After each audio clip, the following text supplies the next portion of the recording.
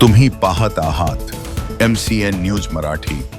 बुलढाणा जिल्ह्यातील जळगाव जामोद तालुक्यातील सूरज शिवारात गुरुवार 9 जुलै रोजी एका दुर्दैवी घटनेत विहिरीत पडून एका नीलगाईचा मृत्यू झाला। या घटनेमुळे परिसरात हळहळ व्यक्त होत असतानाच वन विभागाच्या कर्मचाऱ्यांच्या कथित बेजबाबदार वर्तनामुळे शेतकरी आणि नागरिकांमध्ये तीव्र नाराजी व्यक्त होत आहे। सूरज शिवारातील गट क्रमांक 166 मधील वसंत लक्ष्मण वानखडे यांच्या शेतातील विहिरीत नीलगाय पडल्याचे सकाळी निदर्शनास आले।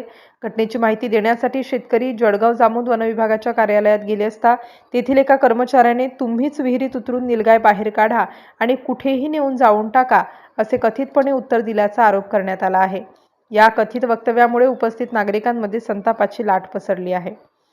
यानंतर संतप्त शेतकऱ्यांनी थेट वनपरिक्षेत्र अधिकारी RFO निलेश काळे यांच्याशी संपर्क साधून तक्रार केली। वरिष्ठांच्या सूचनेनुसार वन विभागाचे कर्मचारी प्रणव हगवणे आणि त्यांच्या सहकाऱ्यांनी घटनास्थळी धाव घेतली। स्थानिक शेतकऱ्यांच्या मदतीने नीलगाईचा मृतदेह विहिरीतून बाहेर काढण्यात आला। त्यानंतर नियमानुसार पंचनामा करून मृतदेहाचे दफन करण्यात आले।